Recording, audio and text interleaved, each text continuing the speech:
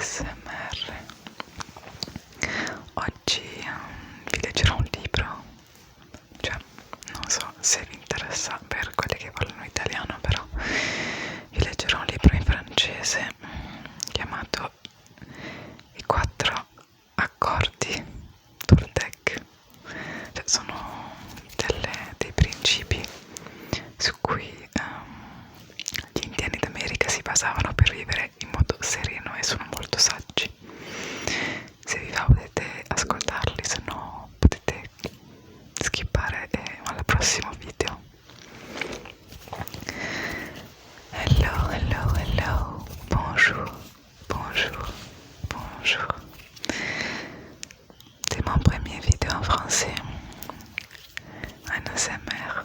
Je vous propose de vous lire un livre qui s'appelle Les 4 accords Toltec. Les 4 accords Toltec de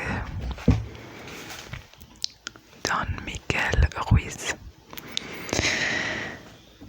Un petit peu pas tout le livre, mais parce que je trouve que c'est très intéressant. C'est des principes des Indiens d'Amérique qui aident à mieux vivre dans la communauté, à mieux vivre avec soi-même. Et c'est très enrichissant.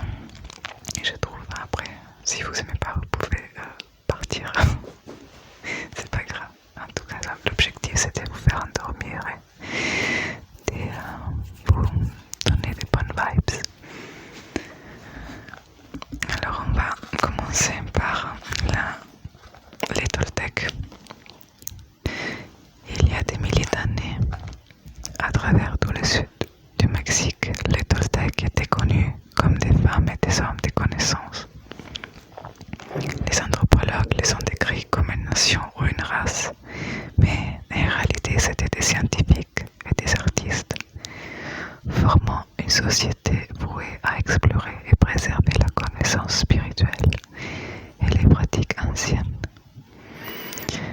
Maître Nagual, entre parenthèses, et étudiants se réunissaient à Teotihuacan, l'ancienne cité des pyramides située au-delà de Mexico City, connue comme le lieu où l'homme devient Dieu.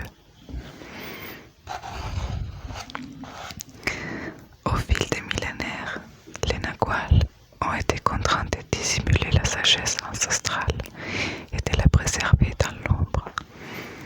La conquête européenne, couplée à l'abus de pouvoir personnel de quelques apprentis, rendit nécessaire de protéger la connaissance de ceux qui n'étaient pas préparés à l'utiliser avec discernement ou qui risquaient d'en user de manière abusive à des fins personnelles.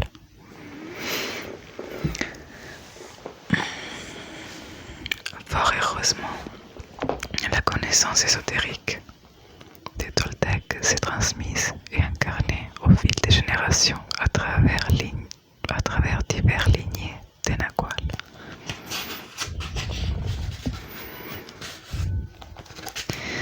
Bien qu'elle soit restée dans le secret durant des centaines d'années, les prophéties anciennes avaient annoncé la venue d'un âge au cours duquel il serait nécessaire de redonner la sagesse au peuple.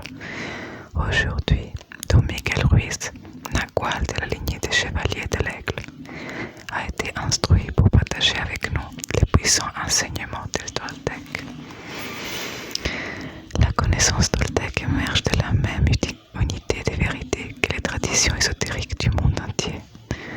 Bien qu'elle ne soit pas une religion, elle honore tous les maîtres spirituels qui ont enseigné sur Terre. Bien qu'elle ne comprenne une dimension spirituelle, elle est plus justement décrite comme étant un mode de vie qui se distingue par la facilité d'accès au bonheur et à l'amour qu'elle procure. Ok. Introduction. Les miroirs de fumée. Vous voulez regarder? Ouais, c'est important. Les miroirs de fumée. Il y a 3000 ans vivant.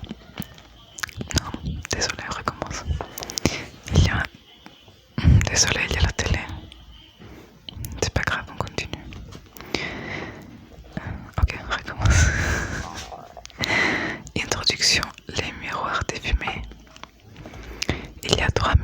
vivait un être humain comme vous et moi, habitant près d'une ville, entouré des montagnes. Cet humain étudiait pour devenir homme médecine et apprendre la connaissance de ses ancêtres, mais il n'était pas entièrement d'accord avec tout ce qu'il apprenait. Dans son cœur, il sentait qu'il devait exister quelque chose d'autre. Un jour, alors qu'il dormait dans une grotte, il rêva qu'il voyait son propre corps endormi. Il sortit de la grotte par une nuit de nouvelle lune. Le ciel était clair et il pouvait voir des millions d'étoiles. Puis quelque chose s'est produit ici, en lui, qui transforma sa vie à jamais.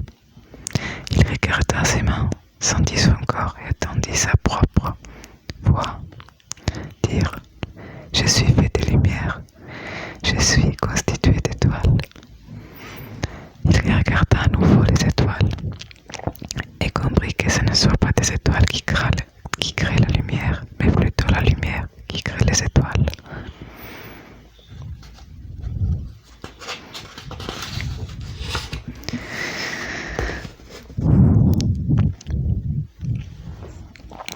Tout est fait de lumière, se dit-il, et l'espace entre toutes choses n'est pas vide. Et il sut que tout ce qui existe n'est qu'un seul être vivant, et que la lumière est le messager de la vie, parce qu'elle est vivante et contient la totalité de la formation de vie.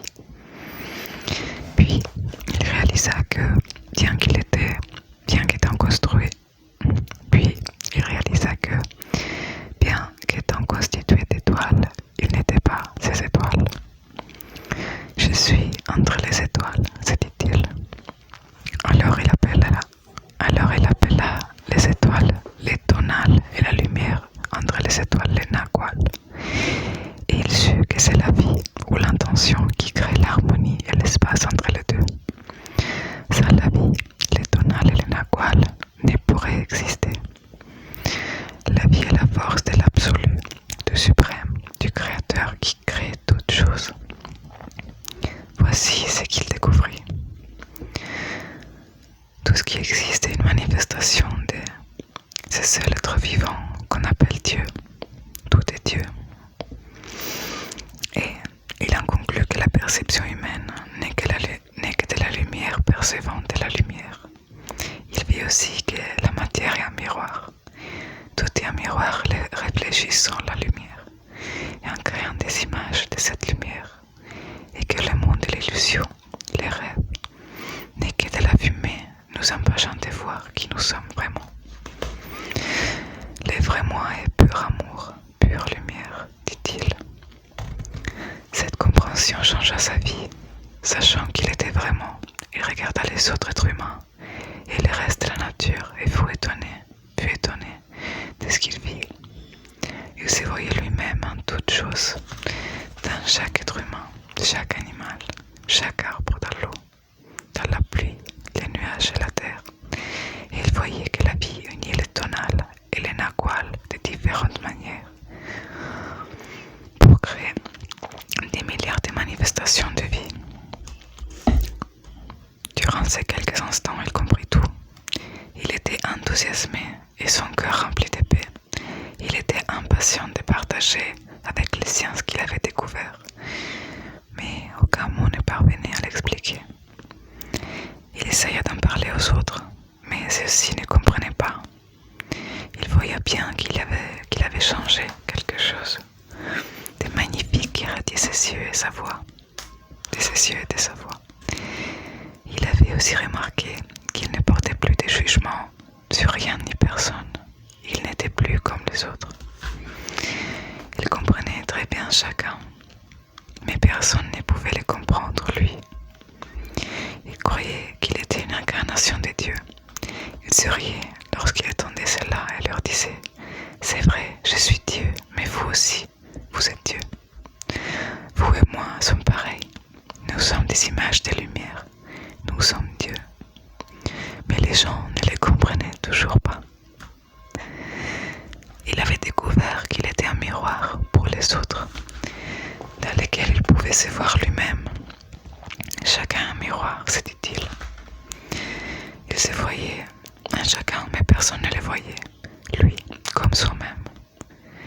Et il réalisa que tous rêvaient, mais sans conscience, sans savoir vraiment qui ils étaient.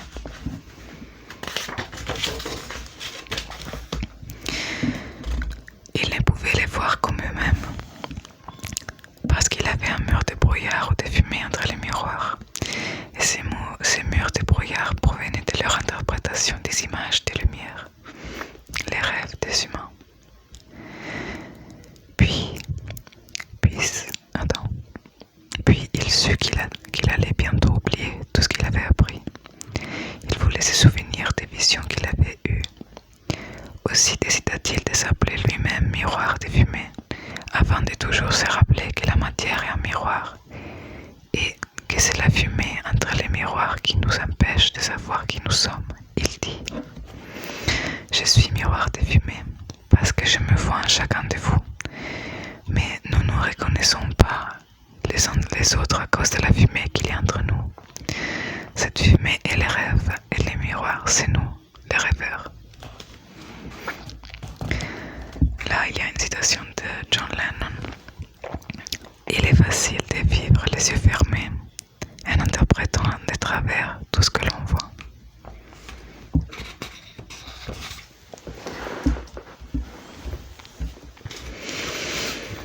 Et on va commencer alors la première chapitre officiel.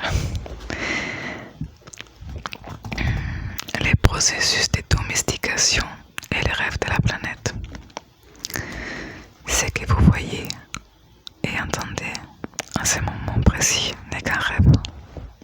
Vous rêvez à l'instant même, le cerveau éveillé. Rêver est la fonction principale de notre esprit qui fait cela 24 heures par jour. Il rêve lorsque le cerveau est éveillé. Il est également lorsque ce dernier dort.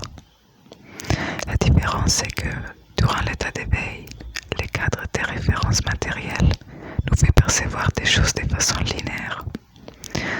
Lorsque nous nous endormons, nous avons plus ce cadre de référence. Aussi les rêves ont-ils tendance à changer constamment. Les humains rêvent en permanence. Avant notre naissance, les humains, nous précédant, ont créé un grand rêve extérieur qu'on appelle les rêves de la société ou les rêves de la planète. Les rêves de la planète et les rêves collectifs résultant des milliards de rêves personnels plus petits qui ensemble forment le rêve d'une famille, les rêves d'une communauté, les rêves d'une ville, les rêves d'un pays et finalement les rêves de toute l'humanité. Les rêves de la planète comprennent toutes les règles de la société, ses croyances, ses lois, ses religions, ses différentes cultures et modes de vie, ses gouvernements, ses écoles, ses événements sociaux et ses jours fériés. Nous naissons avec la capacité d'apprendre comment rêver. Et les humains qui nous précèdent nous apprennent à le faire de façon dont rêve la société. Les rêves de la planète ont tellement de règles que lorsqu'un nouvel être humain naît, on capte son attention et on introduit ces règles dans son esprit. Les rêves de la planète, c'est certes des papas et mamans, des écoles et de la religion pour nous enseigner comment rêver. L'attention est la capacité d'être sélective et de se concentrer exclusivement sur ce qu'on veut percevoir. Nous sommes capables de percevoir des millions de choses simultanément, mais en utilisant notre attention, nous pouvons maintenir ce que nous voulons au premier plan de notre conscience.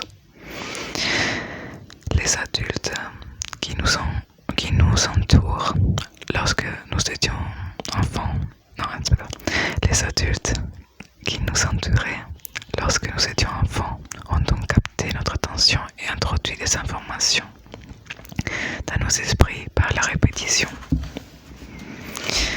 C'est ainsi que nous avons appris tout ce que nous savons et nous servons de notre intention. Nous avons assimilé toute une réalité, tout un rêve. Nous avons appris comment nous comporter en société, que croire et ne pas croire, ce qui est acceptable et ce qui n'est pas. ce qui est bon et ce qui est mauvais, ce qui est beau et ce qui est laid, ce qui est juste et ce qui est faux. Tout était déjà là, toutes ces connaissances, toutes ces règles, tous ces concepts concernant la façon de se comporter dans le monde existaient avant notre existence, notre naissance.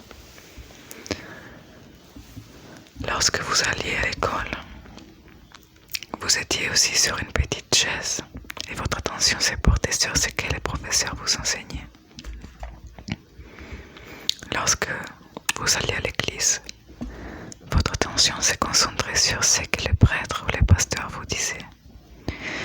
La même chose s'est produite avec papa et maman, vos frères et vos sœurs. Tous s'efforçaient de capter votre attention. Nous avons également appris à capter l'attention des autres et développer un besoin d'attention qui est devenu très compétitif. Les enfants se disputent toujours l'attention de leurs parents, de leurs professeurs, de leurs amis. Regardez-moi, regardez ce que je suis en train de faire. Et oh, je suis là. Les besoins d'attention deviennent ainsi de plus en plus forts et se perpétuent à l'âge adulte. Les rêves de la planète captent notre attention et nous enseignent ce qu'on doit croire, à commencer par la langue que nous parlons. Le langage, c'est le code de compréhension et de communication entre êtres humains.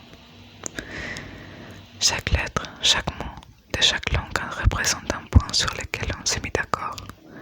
On dit que ceci est une page dans un livre. Le mot page est un terme sur lequel on s'est mis d'accord.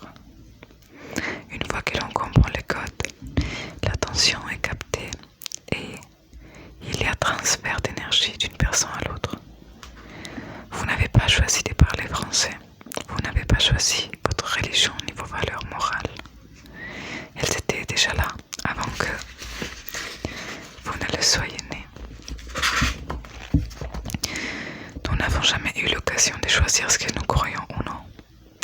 Nous n'avons pas choisi la plus infime des choses à laquelle nous avons donné notre accord. Nous n'avons même pas choisi notre nom. Enfant, nous n'avons pas eu la possibilité de choisir nos croyances, mais nous avons donné notre accord à l'information qui nous était transmise sur le rêve de la planète. La seule façon de conserver de l'information, c'est d'être d'accord avec elle. Les rêves de la planète peuvent capter notre attention, mais si nous ne sommes pas d'accord, nous ne retenons pas cette information. Du moment que nous sommes d'accord, nous croyons.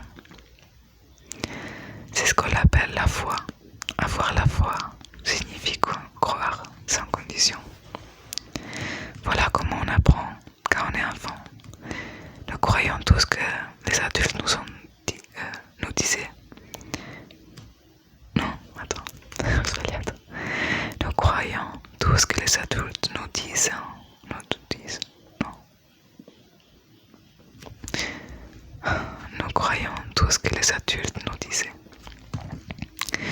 Nous sommes d'accord avec eux et notre foi est si forte que les systèmes de croyances contrôlent tous les rêves de notre vie. Nous n'avons pas choisi ces croyances et nous pouvons même nous rebeller contre elles, mais nous ne sommes pas assez forts pour réussir cette rébellion. Il y a ensuite une soumission. Non, il en résulte une soumission aux croyances avec notre accord. J'appelle cela le processus de domestication des humains. Grâce à cette domestication, on apprend comment vivre et comment rêver.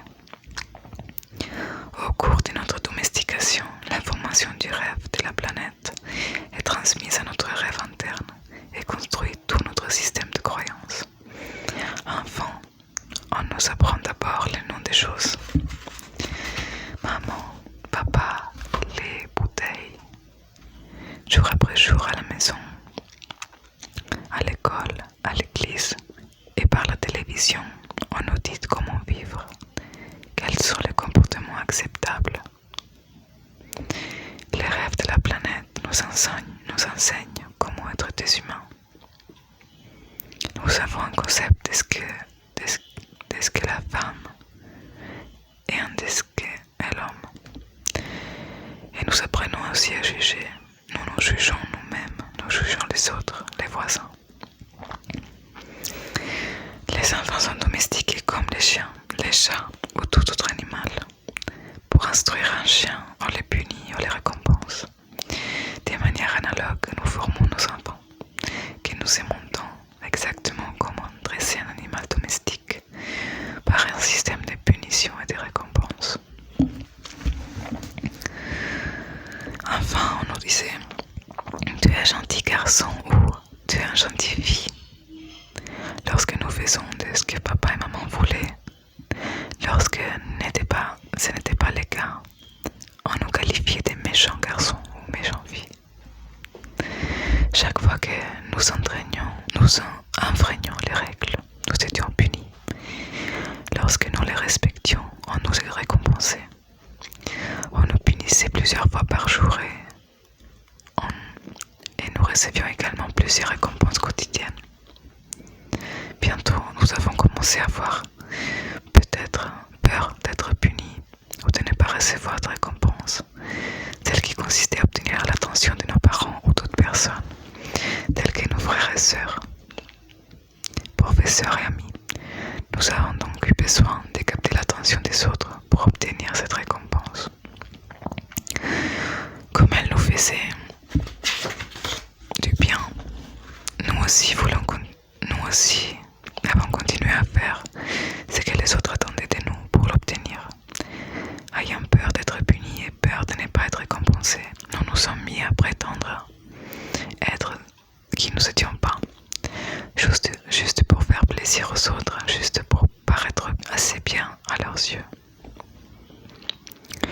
Nous nous efforcions de faire plaisir à papa et à maman. Nous voulions plaire au maître de l'école, plaire à l'église. Alors, nous avons commencé à jouer des rôles. Nous prétendions être autres que nous étions par peur d'être rejetés. Cette peur est ensuite devenue celle de ne pas être comme il faut, assez bon.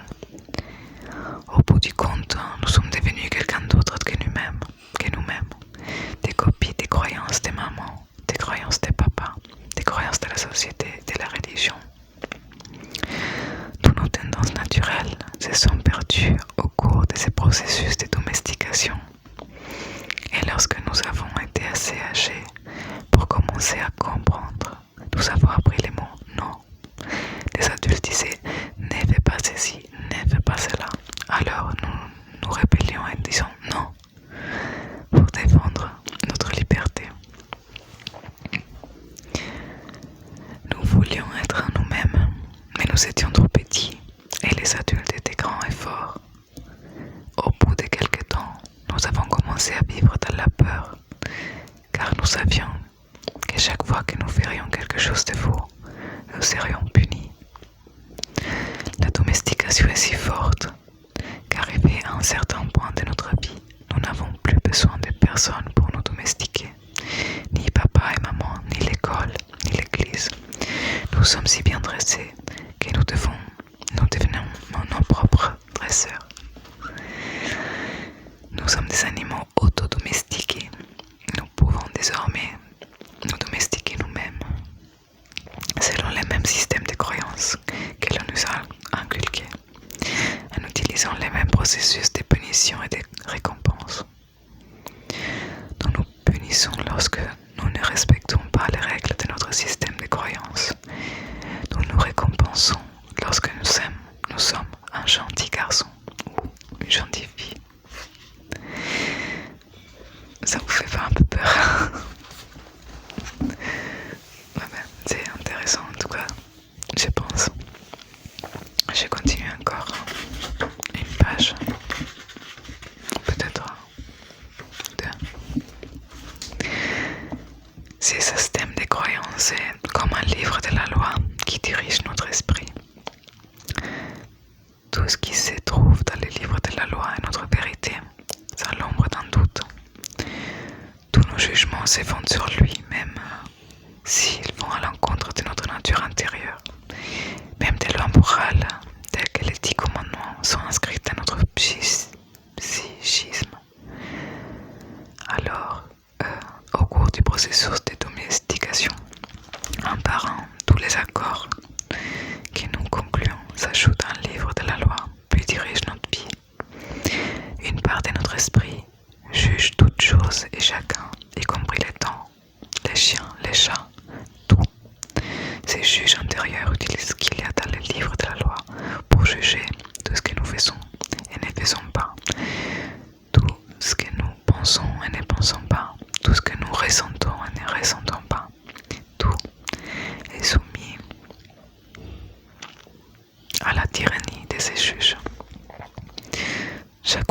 faisons quelque chose de contraire au livre de la loi, les juges nous déclarent coupables.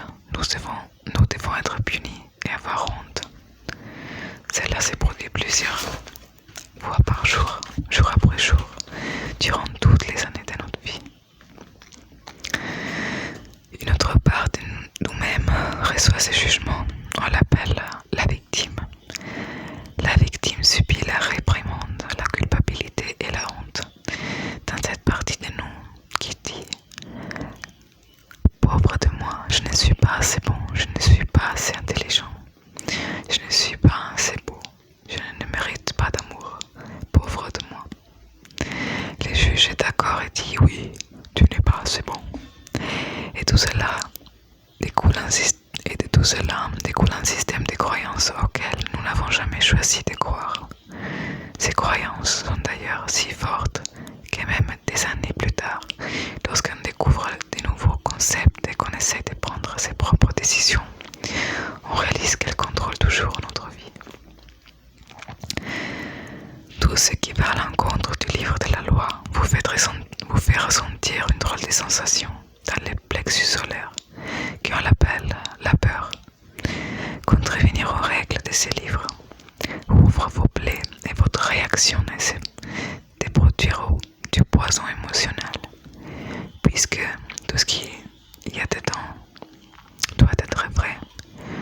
Tout ce qui remet en question vos croyances provoque un sentiment d'insécurité. Même si le livre de la loi est faux, il vous donne un sentiment de sécurité. Voilà pourquoi il faut beaucoup de courage pour remettre en question ses propres croyances, car même si on ne les a pas choisis, il est néanmoins vrai qu'on leur a donné notre accord. Celui-ci est si fort quand même en comprenant dans les principes que ces croyances ne sont pas vraies. À chaque affront aux règles, on subit quand même la critique, la culpabilité et la honte. Tout comme les gouvernants possèdent un livre de loi qui contrôle les rêves de la société, notre système de croyances est le livre de loi qui dirige notre rêve personnel. Toutes ces lois existent dans notre tête, nous les croyons, et notre juge fonde tout ce qu'il dit sur elles. Les juges décrètent et la victime subit la culpabilité et la punition. Mais qui dit que la justice est présente dans ses rêves? La vraie justice consiste à ne payer qu'une seule fois pour chaque erreur. La vraie injustice consiste à payer plus d'une fois.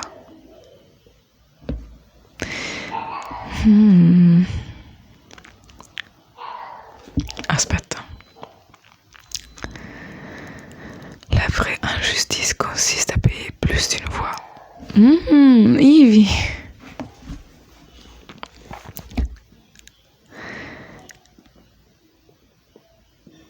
La vraie justice consiste à ne payer qu'une seule fois pour chaque erreur. La vraie injustice consiste à payer plus d'une fois pour chacune. Combien de fois paye-t-on pour une seule erreur? Réponse: des milliers. L'être humain est le seul animal sur Terre qui paie des milliers de fois pour chacune de ses erreurs. Tous les autres animaux ne paient qu'une seule fois pour les erreurs qu'ils commettent. Mais pas nous. Nous avons une puissante mémoire.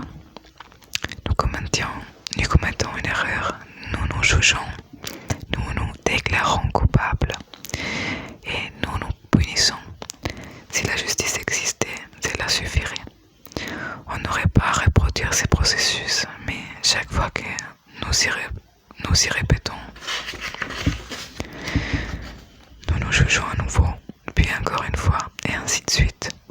Si nous avons un mari ou une femme, il ou elle nous rappelle aussi de notre erreur, afin que nous puissions de nouveau nous juger, de nouveau nous punir et de nouveau nous déclarer coupables. Et c'est juste. Combien de fois fait-on payer la même erreur à son conjoint, à ses enfants ou à ses parents? Chaque fois que nous nous en souvenons, nous les jugeons à nouveau. On leur transmet tous les poisons émotionnels qui nous fait ressentir cette injustice. Puis nous les faisons à nouveau payer pour leur erreur. Est-ce là de la justice? tort parce que les systèmes de croyance des livres de la loi est faux. Les rêves tout entiers se fondent sur une loi fausse. 95% des croyances que nous avons gravées dans notre mémoire ne sont que des mensonges et nous souffrons de croire ces mensonges. Dans les rêves de la planète, il semble normal que les humains souffrent, qu'ils vivent dans la peur et provoquent des drames émotionnels. Ce rêve n'est pas agréable, c'est un rêve de violence, de peur, de guerre, un rêve d'injustice. Quant au rêve personnel des humains, même s'ils présentent quelques variations, de manière générale, ce sont des cauchemars. Si on regarde la société humaine, on constate que la raison pour laquelle il est si difficile de vivre est qu'elle est réglée par la peur, régie par la peur. Attends.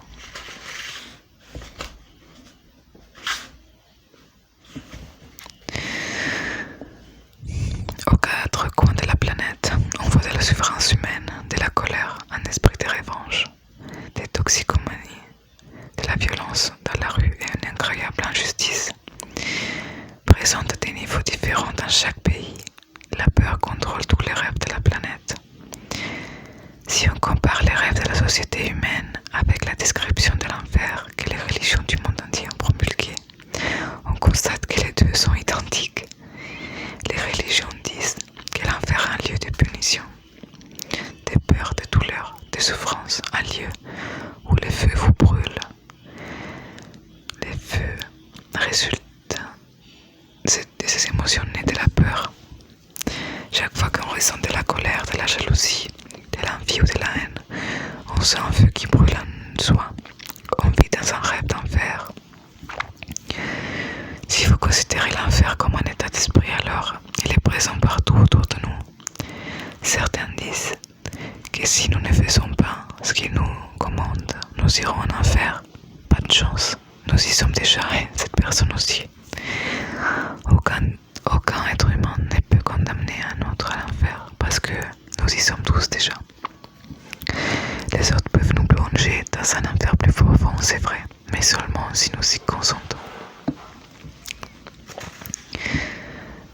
Pardonnez-moi, mais je ne savais pas que c'était si dur au début. Mais je vous assure que ça va s'améliorer. En tout cas, pour l'instant, je vous laisse là parce que ça fait déjà beaucoup de temps. Et on se verra à la prochaine fois. Je continue le livre, je vais le finir avec vous si vous voulez bien. Dites-moi ce que vous en pensez. Je vous fais des gros bisous. Je vous fais des gros bisous. À la prochaine.